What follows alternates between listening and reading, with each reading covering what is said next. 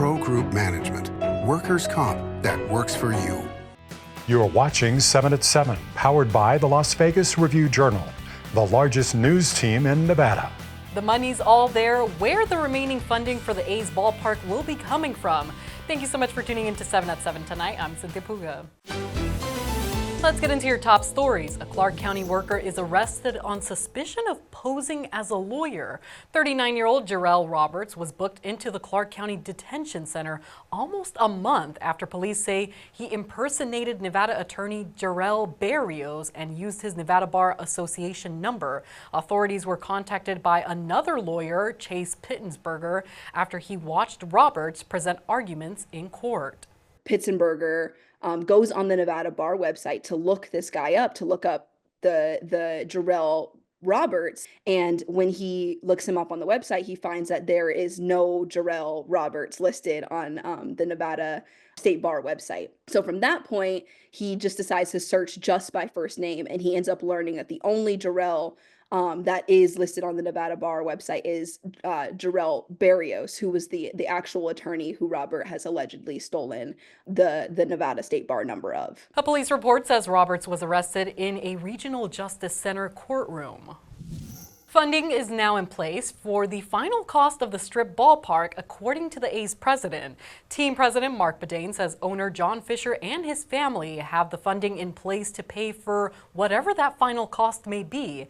Fisher has said on multiple occasions the construction cost will likely wind up near $2 billion, although the guaranteed maximum price on the project has yet to be set. Bedane said the money will be there to foot the bill. The public money available for the project is capped at $380 million. Construction on the site started in late April, and the deep foundational work is nearly 50% complete.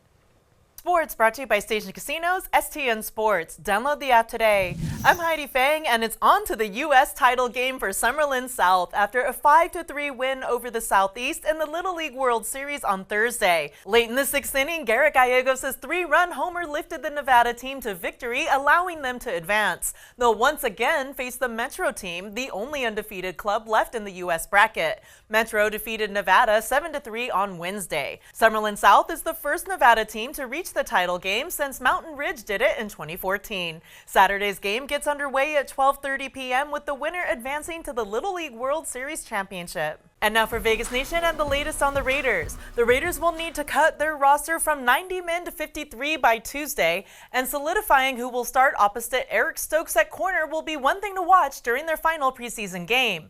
Defensive backs coach Marcus Robertson says Bishop Gorman alum Caillou Blue Kelly is still battling rookie Darian Porter for that role. Just the time on task with him has improved, and over the last, I want to say 2 weeks, he's really kind of starting to get comfortable with what we're asking him to do, and both of them are just competing. The Raiders kick off in Arizona against the Cardinals at 7 p.m. Saturday.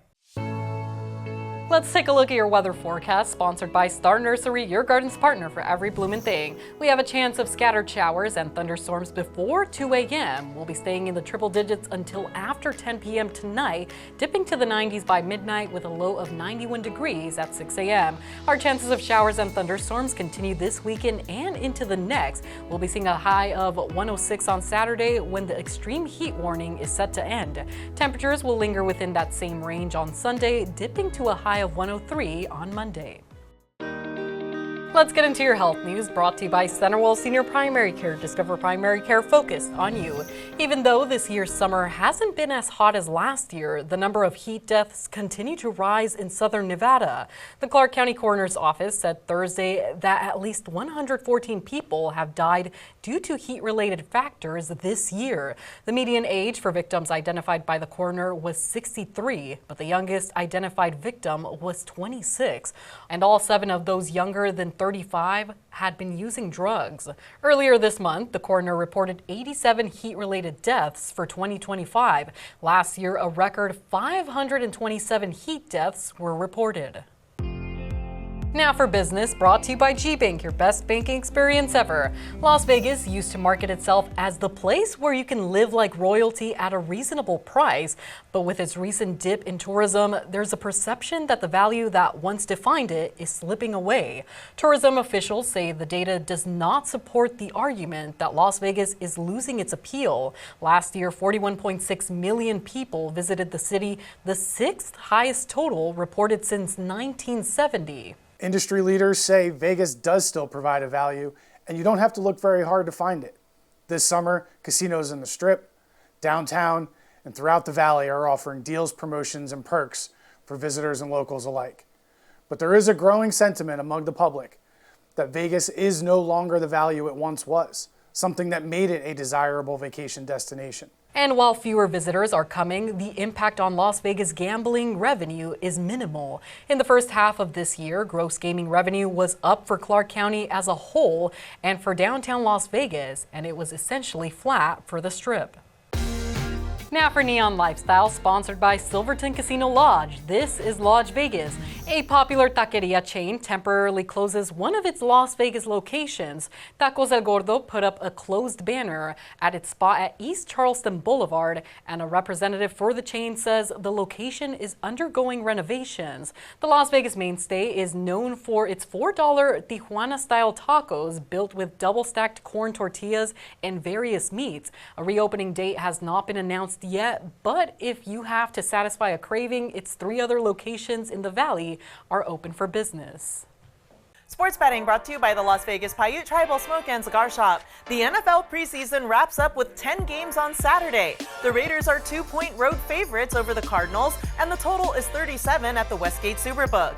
In other games, the Chargers are favored by 2 over the 49ers, the Bills by 2 over the Bucks, and the Ravens by 2.5 over the Commanders. In the 2 biggest spreads on the board, the Dolphins are favored by 6 over the Jaguars, and the Browns by 8.5 over the Rams. The Packers are 3-point favorites over the Seahawks, and the Broncos are favored by 3.5 over the Saints. In Neon Entertainment, sponsored by Arizona Charlie's, has live entertainment every weekend at both locations. Go to ArizonaCharlies.com to see who's playing. From legendary performers to today's hitmakers, the Raiders always win when it comes to their entertainment at Allegiant Stadium. Our Neon columnist John Katsilomedes gives us a look. The Raiders have taken pride in their in-game entertainment at Allegiant Stadium. Steve Aoki, Iggy Azalea, Too Short, and Carlos Santana have all performed at halftime.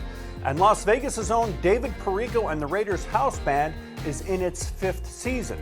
Team owner Mark Davis took note of the entertainment when the Raiders were playing in Los Angeles. As he once told me, I learned how going to the game could be an experience, and it wasn't just about watching the game. You know what else is an experience?